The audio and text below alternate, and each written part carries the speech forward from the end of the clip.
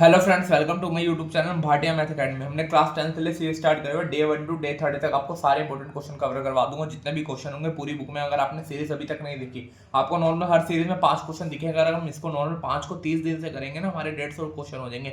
अगर आपने वो 150 क्वेश्चन कर लिए, फिर सैंपल पेपर के भी 10 वीडियो डालूंगा, सैंपल पेपर भी कर लिए, आराम से आपके 60 मार्क्स आ जाएंगे आराम से। मैं कह रहा हूँ, आप अगर सीरीज में अपने प्री बोर्ड, आपको विश्वास नहीं है वीडियोस के अंदर जितने मैंने डे 1 टू डे 20 तक 2 तक करवाया है, उसमें से देख लेना आपके प्री बोर्ड या first pre board second pre board में आपको 10-12 क्वेश्चन आपको दिख रहे होंगे वो सेम बिल्कुल। अगर नहीं हो रहे होंगे नॉर्मल, तो आप वीडियो एक भी मत देखना। सिंपल मैं गारंटी कह रहा हूँ, आपके फर्स्ट डे से लेकर 22 डेज तक जितने भी मैंने वीडियोस में क्वेश्चन डाले हैं, उसमें से आपको 10-12 क्वेश्चन अपने प्री बोर्ड में क्वेश्चन में दिखेंगे। तो इसलिए सीरीज काफी इंपॉर्टेंट है। क्वेश्चन जरूर कर लेना जो मैं बता रहा हूँ। 150 क्वेश्चन काफी इंपॉर्टेंट क्वेश्चन है, हर चैप्टर वाइज है। ये बेसिक हो या स्टैंडर्ड हो, दोनों के लिए मैंने डालूंगा। कई बेसिक के क्वेश्चन है, कई स्टैंडर्ड के क्वेश्चन है। अगर नॉर्मल डे 23 का फर्स्ट क्वेश्चन दिखे, in an AP the sum of first and term is equation given है 3n² 2। हमें फाइंड क्या करना है 21। जब भी हमें ऐसे गिवन हो ना एसएन में, तो हमें n की वैल्यू पुट करनी पड़ेगी। n की वैल्यू पहले 1 पुट करेंगे तो क्या आएगा यहाँ पे 1 का स्क्वायर 2, 13, 1/2, 3/2 प्लस 13/2 क्या आएगा 15/13 प्लस 16/2 आ गया 8। ये तो हो गया हमारा फर्स्ट टर्म। ऐसे ही हम n की वैल्यू क्या डालेंगे, सेकंड डालेंगे।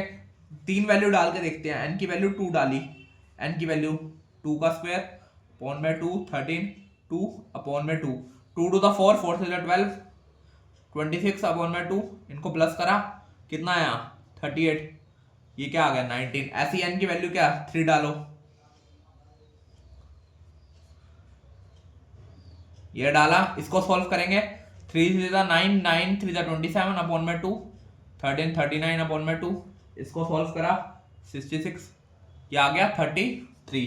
फर्स्ट टर्म हमें पता है। सेकंड टर्म हम कैसे निकालते हैं, जब भी हमें सेकंड टर्म निकालनी हो ना, तो ये s की वैल्यू डाल रहा हूँ, सम में किया है s2 माइनस x1, 19 माइनस 8 कितना आया 11, a3 s3 minus x2 33 minus 19 कितना आ गया 14।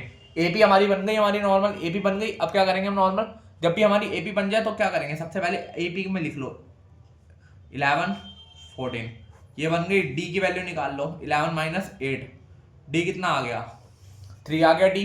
और क्या करना है हमें, डी भी आ गया हमारा, ए भी आ गया। हमें क्या फाइंड करना है 25 टर्म, ए 25, उसको कैसे लिख सकते हैं ए प्लस 24d, ए 8 है 24d 3, 8 प्लस इसको हम मल्टीप्लाई कर रहे हैं नॉर्मल, इन सबको मल्टीप्लाई करोगे कितना आएगा 72, इसको प्लस करा 80, A25 भी आ गया हमारा नॉर्मल। सिंपल क्वेश्चन था, बस हमें वैल्यू पुट करनी है। जब भी ऐसे n की वैल्यू कुछ पता ना, पहले 1 डालो 2 डालो 3 डालो, सिंपल। फिर इक्वेशन बन गई, उसमें जो निकालना है, जो भी टर्म निकालने है वो निकाल लो। सिंपल सा क्वेश्चन था हमारा। सेकंड क्वेश्चन देखो, सेकंड क्वेश्चन भी काफी इंपॉर्टेंट है। ये नॉर्मल स्टैंडर्ड के पेपर में भी आ सकता है, बेसिक के पेपर में। ये पर एनसीईआरटी में क्वेश्चन इसका एक भी नहीं है। If A B C D are vertices of quadrilateral, quadrilateral given है, रफ में फिगर बना लो, यहाँ पे पॉइंट डाल दो A B C D. Quadrilateral जब भी निकालना हो ना, तो पहले इसका डायगोनल बना लेना। एक डायगोनल बना लिया, पहले हाफ ट्रायंगल का फॉर्मूला, फिर हाफ ट्रायंगल का फॉर्मूला। ट्रायंगल का फॉर्मूला में लिख देता हूं, in triangle area triangle ABC.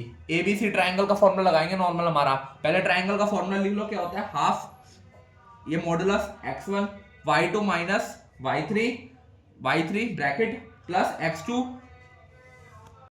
आगे y3 minus y1 plus x3 y2, ये हो गया। अब ऐसे वैल्यू डाल लो, a पॉइंट गिवन है, b पॉइंट गिवन है, c पॉइंट गिवन है, तीनों पॉइंट है, इनकी वैल्यू डाल लो। ये x1 हो गया, y1 x2 y2 x3 y3, इन तीनों में डाल रहे हैं नॉर्मल हम।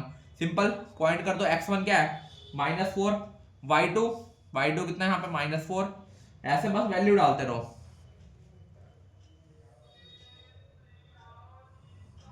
ये हो गया 0, 8 प्लस 4, ये तो पूरा ही कट गया। सिंपल हाफ ब्रैकेट में सॉल्व कर लो, -4 39 प्लस 0 इक्वल टू 35/2 आ गया। ऐसे ही एरिया दूसरे का निकाल लो, एरिया ऑफ ट्रायंगल। बस ये फॉर्मूला मेन है, ये फॉर्मूला याद कर लेना, सबसे मेन ये फॉर्मूला है। ये फॉर्मूला एनसीईआरटी की बुक में नहीं है नॉर्मल, आपको ये याद करना है एनसीईआरटी का फॉर्मूला। अब निकालेंगे एसीडी। ए को x1 y1, x2 y2, x3 y3, simple. अब इसको वैल्यू में डाल दो, हाफ ब्रैकेट में -4 bracket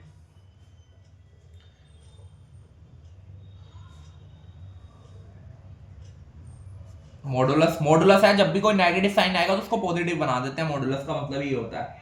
44 plus 0 plus 65 equal to 109 upon में 2।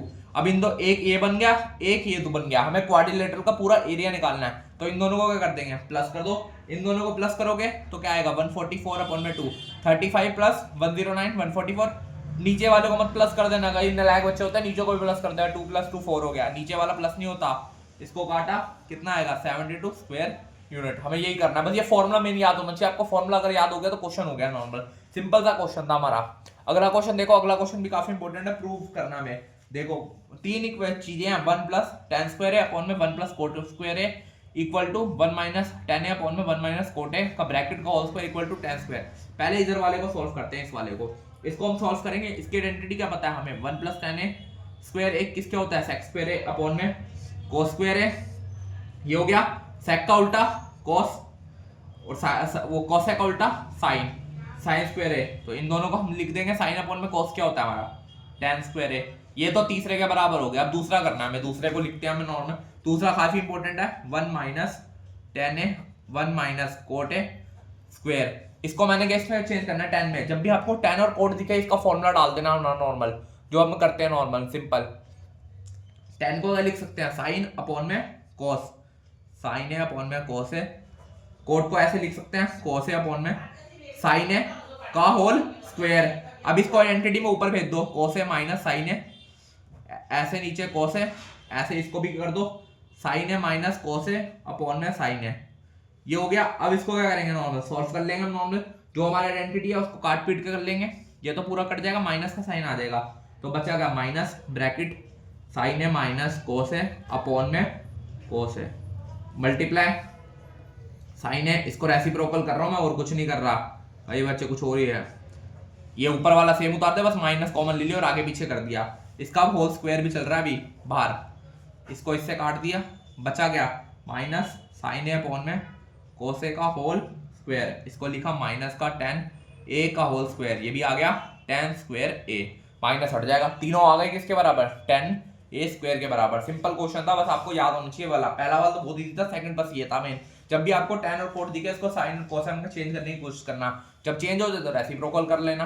अगला क्वेश्चन देखो, अगला क्वेश्चन में मैंने एपी के ज्यादा क्वेश्चन दिए, क्वेश्चन काफी इंपॉर्टेंट है स्टैंडर्ड के पेपर के लिए, ये वाला इन एन एपी इफ x5 मतलब सम किसका 5 सम 7 इक्वल टू 167, हमें सब SN का फॉर्मूला लगाना है, SN का हमें फॉर्मूला पता है हमें क्या होता है, n/2 2a plus n-1 d।